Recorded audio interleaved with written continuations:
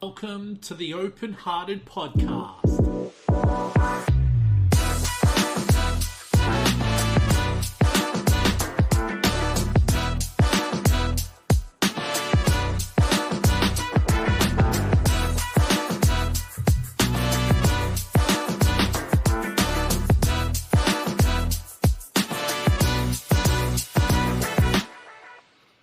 Hello and welcome to another episode of the OpenHearted podcast. I'm your host, Will Wheeler, joined with my main man, Photon John. John, Kev, sorry. What's going on, brother? Busy. Totally. On tour, moving house, still working. Yeah, man. So before we got on, so for all of those listening, Kev, myself, we're all moving house. Not that we live in the same. You probably see slightly to the left of me, there's some boxes there. Yeah. For those of you viewing online there. So yeah, it has just been crazy couple of weeks. Also too, within the past week or so, we managed to catch up, hey Kev? Yeah, in person. That was pretty good. So yeah, it was good to just catch up. We hadn't seen each other for how long? Over a year, man. Because I think I saw you in person Christmas 21. Ooh, yeah, 21. Yeah. Wow, man! It was a bit before we started this podcast. So time flies when you're having fun. Yeah, that's what it's all about. But man, I tell you what. We better call up today's guest. So today we're joined by Gerard Atkinson, all the way from Melbourne. Not Melbourne, from not Outback, somewhere in Victoria there. How are you, my man? Not too bad. How are you going? Yeah, good, man. Let's just get this all sorted here. Man, so today what we're going to be covering is gentle advocacy around neurodiversity. So, huge topic there. Something that especially working in this space, I see a lot of, one, advocacy, and I see, two, a lot of people approaching it in a way that's maybe not so gentle, but we'll be able to talk about that in a sec. But before that, what we might do, for anyone listening, please subscribe, like, and follow to all of our social media platforms. We've now got TikTok, Facebook, Instagram, Twitter, Twitch, YouTube, and LinkedIn. Also, too, if you haven't done so, please check out the OpenHeartedSociety.com website. Please subscribe so you can get all of our emailing newsletters, all of that stuff. And if you're listening to this on a podcast, you can check it out at all podcasting platforms. Anything else you want to add on to that, Photon John? No, except that I would say I'm loving all your shorts lately. They're really good.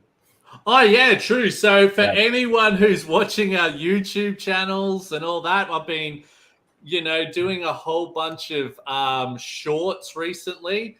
And talking about that, I've actually just pressed play or record on my phone here so I can record what's going on here. But also, too, anyone listening who's listening to this live, feel free to ask some questions during the interview here, because I tell you what, it just makes it so much interesting, But anyway, Gerard, man, awesome to see you, my man. This is here. Yeah, totally. This is all about you, my man. So tell us a little bit about yourself and your background, man. You're doing some pretty amazing stuff out there. Oh, well, where to begin? I mean, I joke that I wear many hats, not literally, although sometimes if I'm dressing up in costume. But my main day job is that I'm a director with ARTD Consultants, which is a consulting firm that specializes in what we call policy and program evaluation. And the easiest way to describe what I do is that the government, they go spend some money on trying to solve a social problem. And then some bright spark comes along and says, well, all that money you spent trying to solve this problem, did it work? And that's usually when my phone rings. And my job is to go in and figure that out. Ask the questions about, firstly, what does it mean for something to work? And then how do we know if it's worked? And this can be through, quantitative data, just looking at, what's been recorded in databases. But oftentimes it means talking with people and trying to understand people's experiences and how that's changed as a result of the program. I also do a lot of economic analysis, so trying to understand, put a dollar value on things that are really hard to put a dollar value on. How do you measure someone's change in mental well-being, for example, in dollar terms? And so that's one part of my work, and I say that's the part that I get paid for. I'm also chair of Reframing Autism, which is a national nonprofit that's dedicated to the idea of providing education and research that's autistic-led, autistic-informed, and helps to support autistic well-being at all life stages. And so they're my two main ones. I'm then on the board of the Social Impact Measurement Network of Australia. And in terms of my background, it's all over the place. You're doing a hell of a lot, I can tell you that much, mate. Where do you find the time for it, mate? My calendar is kind of the way that I organize myself. So I'm autistic, late diagnosed, mainly because when I was growing up, there was a very different conception around what autism was and how it manifested in people. And I was also gifted, and so I just got thrown in the gifted bucket, not realizing at the time, and no one around me realized that perhaps what I was experiencing was consistent with autism. And it was only a few years ago that I realized that the way I was seeing the world and the way I was engaging with the world was vastly different to the neurotypical experience, and that led me to research more and eventually get a diagnosis of autism. And since then, I've been working with the autistic community to try and sort of build the resources, build the understanding, and use my position as somebody who can work closely with government to try and improve the well-being of autistic people. Yeah, no, it's actually, and obviously I've met you through the work you're doing in around autism and the neurodiversity community there. But and it needs, people like yourself out there to donate your time sometimes just to be able to, get to that I suppose the level that you and I or everyone expects it to be, type of thing, because otherwise who else is going to do it a lot of the time? Yeah, and one thing that I've seen quite a bit in the community, the neurodivergent community, is the fact that there's a lot of people, great people, who are putting in huge amounts of effort and reaching that point of burnout. So, I feel like if I can add my skills and add my support, I'm also helping those people to continue doing the great work that they do. Yeah, man, I think you hit the nail right on the head there, man. Burnout in regards to, I think the hardest thing, and I'm going to take it from my perspective of the work that I've been doing. Sometimes it can feel that you're putting in so much and you're getting nothing in return for it. And it can be hard. So, even someone reached out to us, last night actually, and said, I love been listening to the podcast. It's sounding great, really enjoying it. And, it's sometimes those real little things that can make a big difference. Because hearing that for us, and, Kevin and I talk about this a lot, we put in a lot of work trying to really grow this and everything. And when you do get that little bit of support from other members of the community, it definitely does, make you feel good and keeps you really wanting to work towards something really good there. Just out of curiosity, reframing autism, where can like some of our listeners probably find a lot of their work, or where's the best place that, are they just in Australia, or what is it all about? So Reframing Autism is an Australian organization, though the resources that we provide are kind of meant to be sort of global in scope. The best place to find it is reframingautism.org.au, the website. We've just revamped it, and the team's done a great job in relaunching the website, and it's now structured in a way that when you hit that landing page, it sort of gives you the option of going through different pathways through the website based on, the reason that you're there. Are you an autistic person who wants to find out more about autistic resources? Are you the parent of an autistic child? Are you a professional working in that space? And so we can direct people to the resources that are going to be most beneficial to them. And these range from, some of our work, which is easy English translations of key concepts in autism, to translating research that's been done in the space into basically real English, because academic English is quite inscrutable at times. Totally. So we try to make some of that key research accessible to the broader community. We've also developed educational resources. So we have self-directed courses in autistic wellbeing.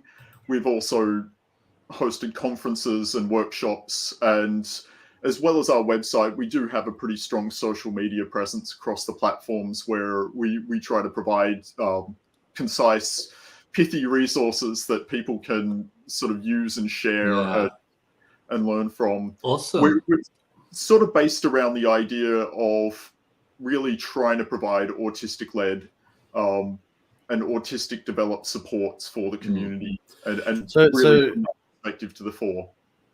If I could just get a little specific there, you sort of mentioned late diagnosis, and which is me, and people in professional fields and whatnot, and burnout happening there. What sort of work do you do in that specific area? That's something I actually struggled with for many years until I finally got diagnosed and learned how to deal. Yeah, I can't remember all the resources off the top of my head. I believe we've done some stuff around autistic burnout and really trying to sort of address what that is and how it's particularly different to burnout as it's talked about in broader society, because they do manifest. There's some commonalities with burnout, but autistic burnout is sort of intertwined with the nature of being autistic in terms of the way that we engage with the world, particularly the sensory experience of the world, and how that plays into burnout, and as well as how you can recover from burnout, how you can anticipate it. Ideally, the best strategy is not to get into that situation, and that means being able to put in place those mechanisms to identify when things are getting close to that, and being able to be in an environment where you can be supported to sort of pull things back. And we try to create that within our organization and practice what we preach there. Yeah, cool. No, I'll that's definitely be directing some people your way.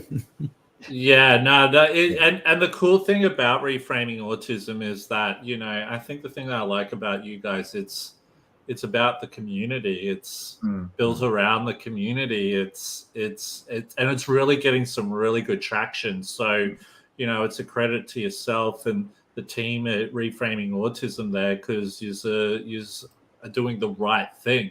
You know what I mean? But really, anyway, we should really get into what we're come here to talk about. So, when you reached out to me, we were like, man, what do you want to talk about? And you're like, man, let's talk about, gentle advocacy, man. All right. And I was like, okay, that's something different. What is gentle advocacy and why is it important? So gentle advocacy really underpins how reframing autism operates. I can't take credit for the idea, but really when I started looking into what gentle advocacy is and doing some background research, it's not really been referred to in that sense, those words, but really for me it comes back to actually a quote from Victor Hugo in Les Miserables. And he says, nothing is so stupid as to vanquish. The real glory is to convince. And really, that's, to me, something like I've known that quote for years and years. And I've always sort of thought about it as being, that's how I want to engage. It's not sufficient to be right about something, no matter how much evidence you have in the principle. Good advocacy is about being able to change people's minds and bring them around to your perspective. And, gentle advocacy is saying that has to be done gently.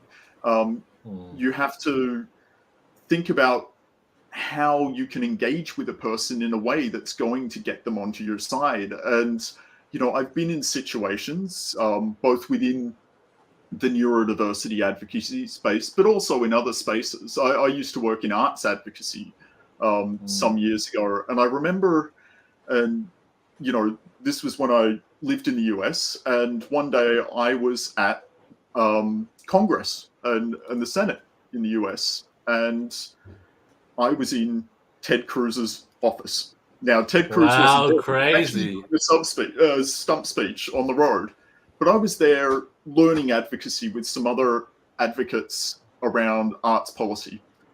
And I just remember sitting there listening to this advocate speak about how the arts are so important, how the culture is so important, and that we should be supporting the arts and really investing in it. But I could also see that this was just falling on deaf ears. It was the wrong argument, even though from a evidence-based standpoint, it was completely fair. I just knew that with this particular audience, it wasn't going to resonate.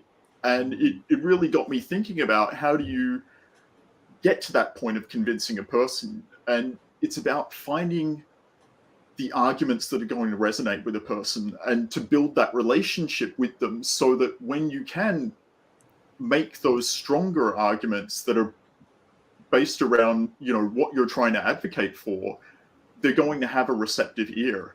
And, that's where reframing autism has kind of worked on gentle advocacy. It wants to start from a place of trying to empathize and understand the situations of the stakeholders it wants to engage with. It originated with the idea of, you've got parents who have children who are receiving autism diagnoses, and they're suddenly faced with a lot of uncertainty and a lot of information.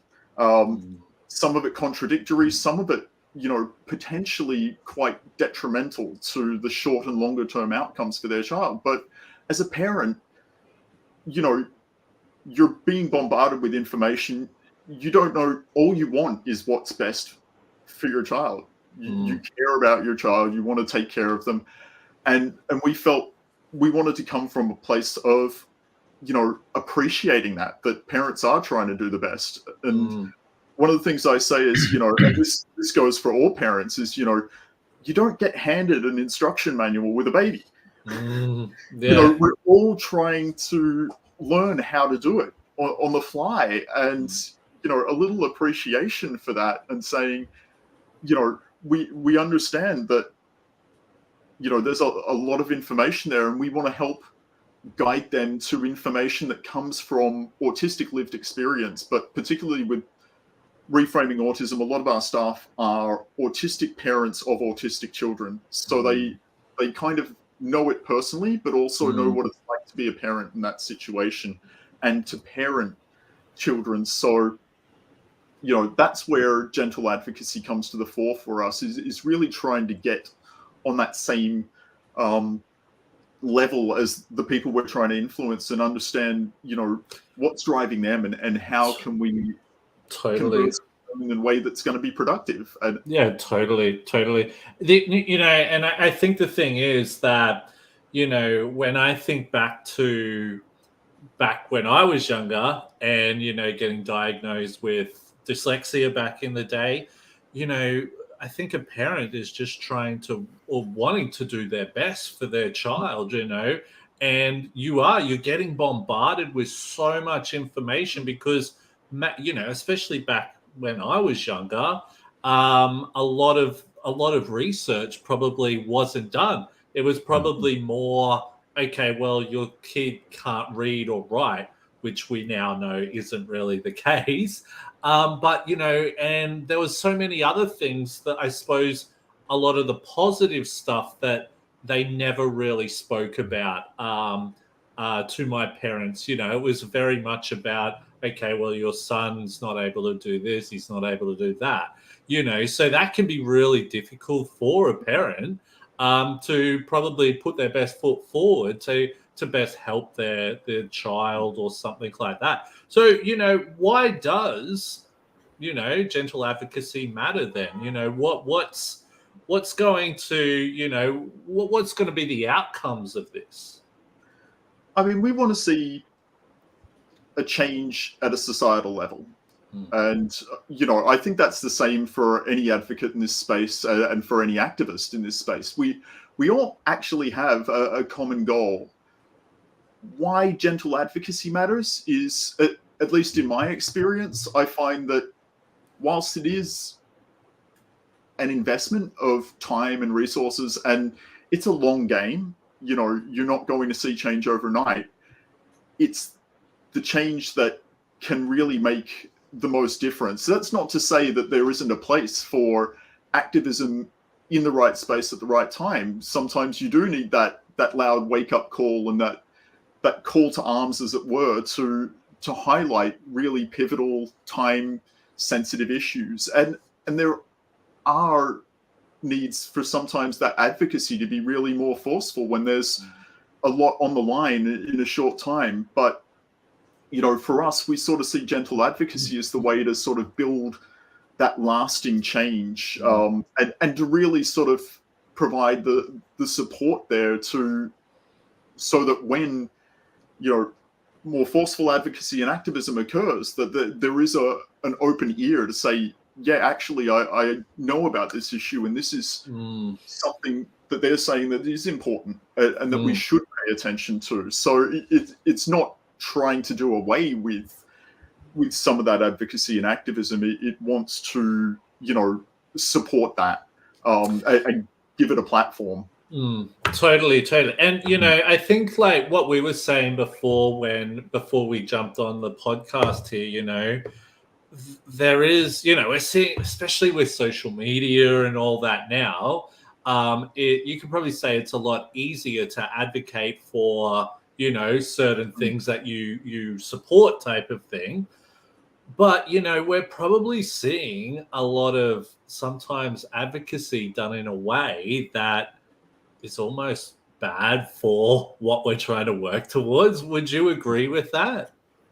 It's a difficult thing to sort of get into. I don't think there's advocates who go in really trying to tear down the very thing that they're trying to stand for. I think people are coming in with the best of intentions, but sometimes that lands in a way that ends up creating that outcome that wasn't the intention at all, and ends up creating the opposite effect. And that's problematic, because obviously that's not what we want, and it's certainly not what people want. And I understand and I commend the passion of some of these advocates. They care about this. This is something that's really deeply personal and deeply emotional, and they want to express that, and they want to express it in a way that is consistent with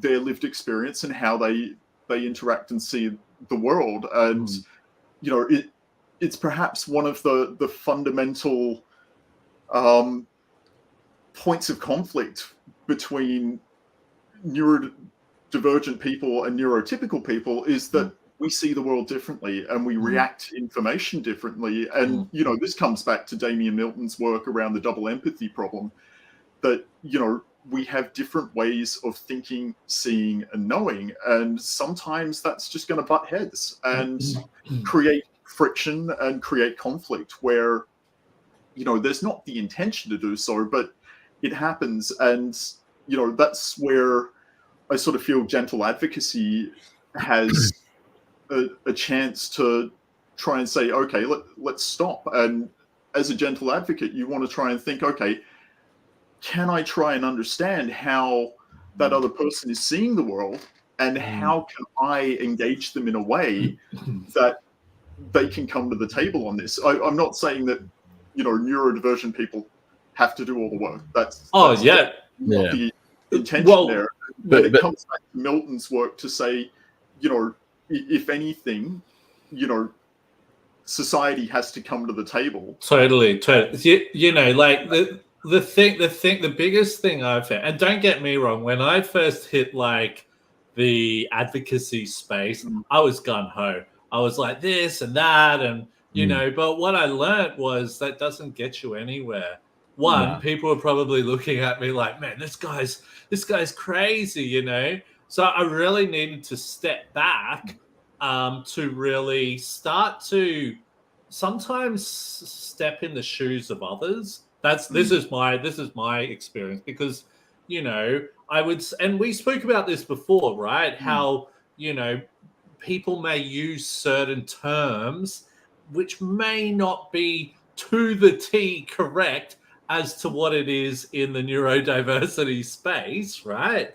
Yeah. But at least these people are acknowledging it, So if someone doesn't get something completely right, rather than tear shreds off them, especially if they're neurotypical who are really trying to help the cause, man, we should be helping. We should be behind these people and really supporting them, or even trying to help them understand it a bit better. I think that tendency to sort of just shout down other people in the room comes less from advocates and more just the average person in the community. I think most advocates, after a while, if they try that approach, are going to find out pretty quickly, how badly it works. But I think gentle advocacy is something I think is a good message to push out to the general community as well, and not just people in the advocacy space. Yeah, I'm reminded of. Have you ever guys ever heard of what was his name? Daryl Davis? No, I haven't. He's an African American fellow in America who has convinced 200 Ku Klux Klan members to give up their robes. Not that there's an equation between these two situations, but he did that through sitting down with them and talking to them and doing most of the things that you're talking about, connecting with them, understanding where they're coming from, and just gently guiding them towards the right place. So yeah, I think there's a lot of examples like that out there of gentle advocacy, being demonstrably a good way to go about it. Totally. And I think that actually goes really well into our next question here. How should leaders in our space practice gentle advocacy? I think you have to start with understanding.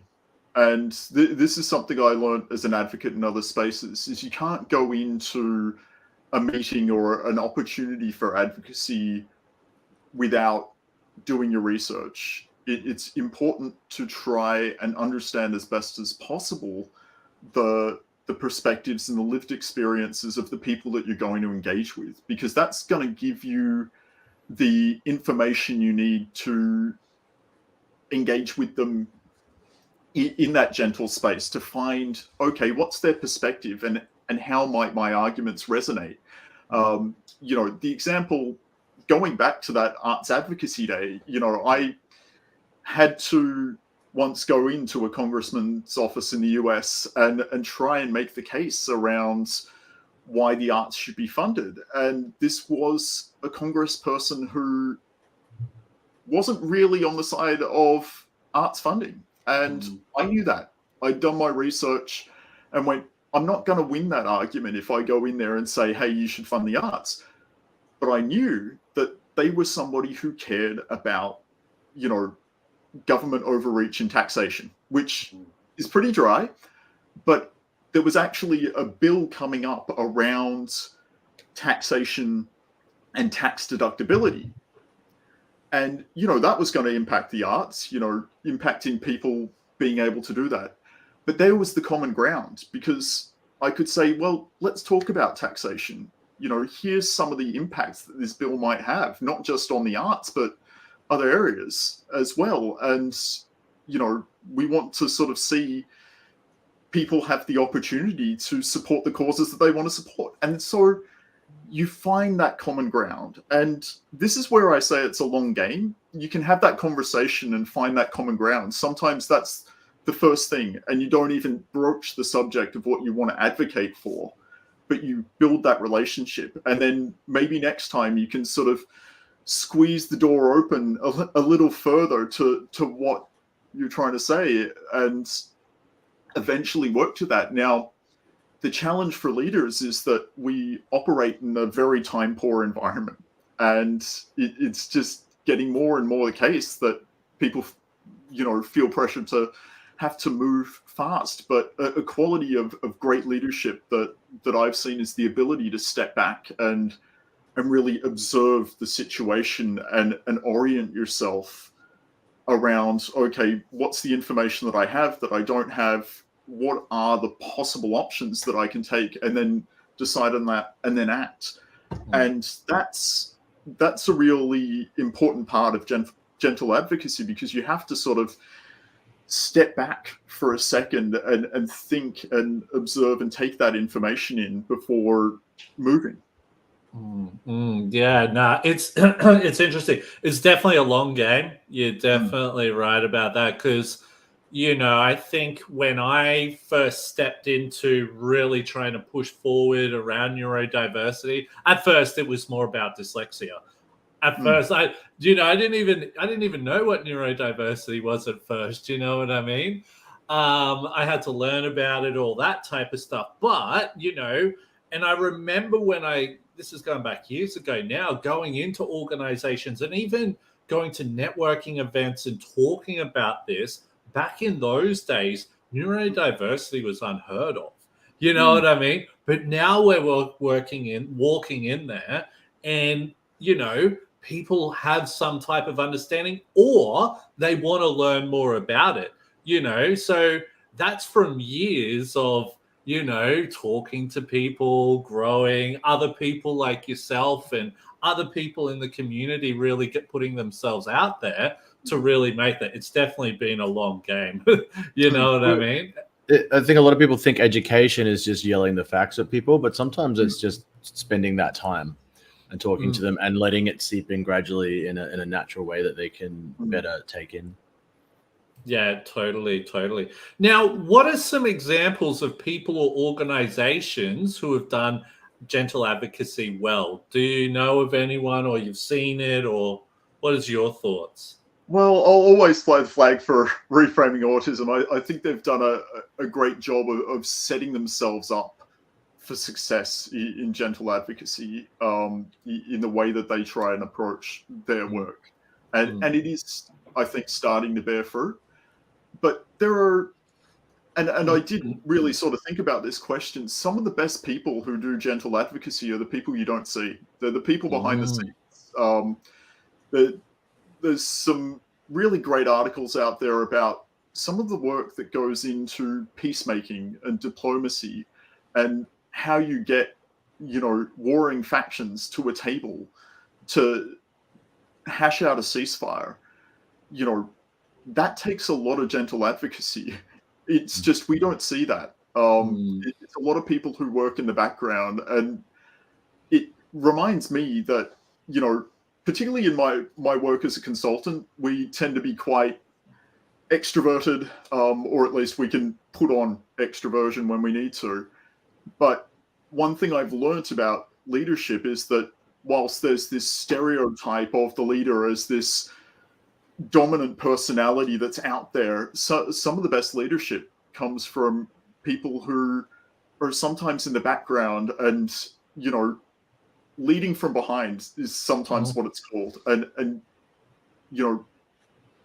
providing the encouragement to others to be able to achieve success for them, and not taking the credit. And those are the kinds of leaders that perhaps don't get the credit that they deserve. And it's sort of hard for me to even sort of think of a really ready example of a leader who operates in that mindset. Some people might go to say Mandela, but Mandela was as much an activist, especially his early years too. Yeah, and this is where I sort of say you can't throw out activism. There is a time and place for activism when it's time critical, when there are real issues that need to be raised because there are lives at stake and there are livelihoods at stake. Then sometimes that's the right strategy. Yeah, totally. And, he pushed that, but you sort of see Mandela in office that he was more of that sort of gentle leader to try and encourage people to the table to talk and discuss it and find that common ground with people. And some of those groups of people that he would have had to bring together at that time too. I mean, I'm amazed that he achieved what he did. Well, and the thing with him as well was that, like you said, he brought together people who, for years hated each other. Some of these people had murdered like people's families and that, and he was able to somehow bring these people together and help them see forgiveness, which is unthinkable. You know what I mean? Especially in a country that has dealt with all of that. Yeah. Totally. And yeah, so there's people and organizations out there. It's just that, many of them just work behind the scenes and do all that great work. Totally. Photon John, do you have anything else you wanted to say on any of this stuff, mate? No. The more we talk about it, the more you can think that. I mean, there are just really good examples that you can look at as to why this works. I'm amazed that it's not more that people don't think like this more commonly in general, given how many examples there are of how great it can be or effective.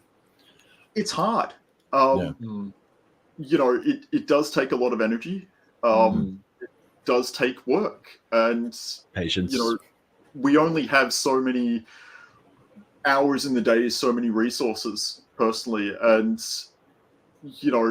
if you've got other things on your mind and other priorities, it's very easy to sort of just go the path of least resistance, which can be going straight into something headlong, because that's all the energy you got. That's where I really sort of sympathize with that, because it is not easy. And if gentle advocacy were easy, everybody would be doing it. Yeah, true. And I think it comes, like you said before, it's this time factor thing. It is pardon me, it is a long haul, right? It's not something that is going to be done overnight. So you do have to, and this is the thing, you do need to build relationships. You do need to influence people, and that stuff can take time. You don't want to be pissing off people, because sometimes those people you're pissing off could be the people that you need the most, type of thing, And I imagine, correct me if I'm wrong, but you'd have to control your own emotions to an extent too, because sometimes these people that you're trying to move into the right place before they're there might piss you off throughout the process. Sometimes you do have to hold your tongue, and sort of going back to some of the conversation earlier around the right language. Let's be clear, language matters. The words that we use can influence people. Part of my background, because it's all over the place, I'm a trained actor.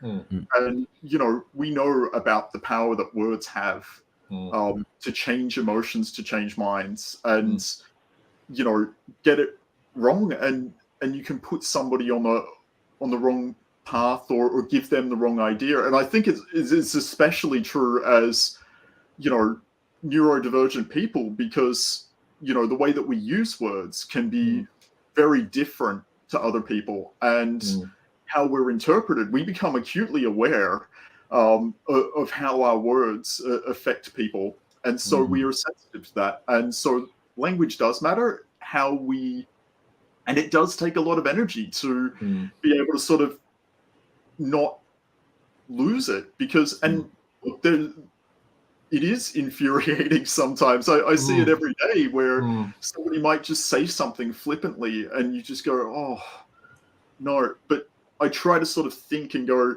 is there a teaching moment in here?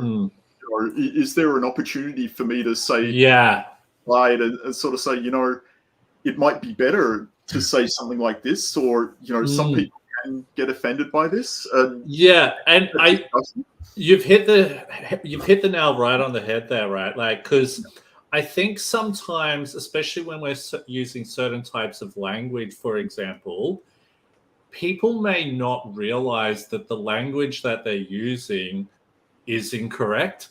Do you know what I mean? They might be thinking that what they're using, they're actually trying to be quite supportive and, you know, respecting us sort of thing. But then if we rip them a new one, going, oh, what have you done? Rah, rah, rah. You know, that can be really bad within itself. So like you said, educating someone, hey, look, maybe, you know, actually we should be approaching this because of this, you know. You know, how many times have you heard people say, oh man, I guess we're all a little bit dyslexic, or we're a little bit autistic and stuff like that. And they sometimes say it in a way that they're trying to be respectful and that, but it's like, dude, you have now in my head, I'm thinking, but dude, if you go at them for it, they might think that it's not worth the effort to try it anymore. Yeah, they might be like, man, these people are nuts.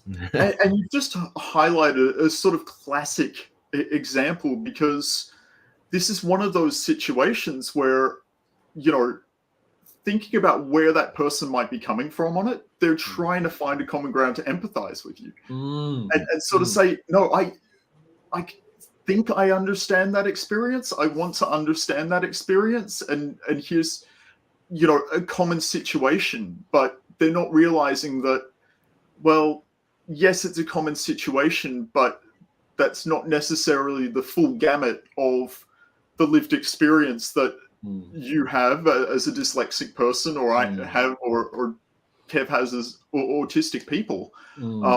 But it is one of those situations where you kind of say, well, you know, it's not really the case, but, you know, I'm glad that, you know, you can at least understand that little window into what it's like. You know, let's start there, and then leave that door open a crack and sort of say, well, that's one thing, but here's some other things, and that's why it's different. But, you know, going back to some of that language thing, you know, I do a lot of work in the disability policy space, and, you know, there's a similar conversation there around language. Do you call a person with disability or a disabled person? And it's actually a very difficult thing to navigate. And ultimately, you know, what I've settled on is saying, well, ask the person. Ask the person how That's they such a good point. It's individual, you know. Yeah. I know lots of people. I know in a workspace, especially, you know, I sort of had to personally, for myself, come to terms with it. That, you know, I had a disability in certain areas. There were certain things that I just couldn't do, and I had to accept that to stop burning out and to be more productive and to, you know, to figure myself out better and come to terms with myself. But I know, you know, many other people would despise having that term attached to them, and that's fine too. You know, that worked for me. That helped me understand myself better and my limitations, and what I was good at. You know. Totally. Yeah, and point out a great point that some people may not want to label because they've got so much trauma and an internalized stigma that they've been brought up with that they don't feel comfortable with that, and that's got to be respected, because, you know, they're trying to live the best life that they can and try and navigate that with the way that they're experiencing and seeing the world. Totally. I just might Kate McGeary, I'm pretty sure I've pronounced the name correctly. Do you know Kate? Yes, I Oh, know. great job. So I just thought I'd put it up here. Great conversation and questions on gentle advocacy, as well as touching on burnout earlier in the chat. Huge amount of respect and admiration for Gerard and his work. Awesome session, guys. Thank you, Kate. Oh, Hey, by thanks, the way, Kate. yeah, Kate's going to be coming on the podcast. I think around August. I'm laughing because, like, man, we're banking up so many people, but it's going to be really cool to have her come on. So, Kate, thank you so much for that. We really appreciate it. But which one are we up to? I think we're here. Hang on. Have we said some examples? No, we've said some examples of organizations. So, where could people find help to learn and become a more gentle advocate? Is there a place that they could go to, or where could be some good plan about it? I did have a think about this, and there's not, to my mind, like an easy book that I could recommend. I mean, there's some great books on self-advocacy for autistic people. The work by Barb Cook and Yen Perkis, for example, sort of starts to come from that self-advocacy perspective and how to be able to make that case for self-support. And that's a good place to start. I think one paper that I sort of encourage all people to read, neurodivergent or neurotypical, is Damien Milton's paper on double empathy. And if you're not up for reading the really academic version, Reframing Autism has done a research summary of it that puts it into plain English for the rest of us. Hey, sorry, can you just say that name again? Because I don't think our listeners would have heard you say it. I'm only joking here, man. You've shouted them out heaps today, man. So awesome stuff, man. Hey. So we've done that because that is a good starting point. And I think one of the key things around Milton's work on double empathy was that whilst it was grounded initially in the context of the autistic lived experience, people have come to realize that it actually covers a huge amount of other lived experience. And in fact, one of the ways that I came across Milton's work was working with a good friend and former workmate of mine who's an Aboriginal Australian, and I had made an offhand comment about the progressive change for Aboriginal people and Torres Strait Island people in Australia. And I had framed it in a way that I thought was positive, but from his lived experience perspective, it came across as minimizing that lived experience. And he could and was well within his rights to call me out and go, hey, that's not appropriate. But he actually taught me a lesson about gentle advocacy, because he stepped back. He had a thought and went, no, that's one lived experience. How can I teach him about my lived experience and why, what I said may have had some basis in fact, but it still wasn't the right thing to say. And we had that conversation and we both emerged from it more in much better positions. We had a better understanding of each other. And this is where that double empathy problem came in. We were seeing the world through very different lenses, and that was the crux of it. And by having that conversation, we were able to, for that moment, see things through each other's eyes and go, oh, okay, we both get it now. And that's changed my understanding significantly. And that's really what gentle advocacy is about, finding those opportunities to see the world through different perspectives. Such an awesome point. You explained that perfectly, man. Out of curiosity, sorry, Photon John, did you have anything else that you wanted to contribute to that, or?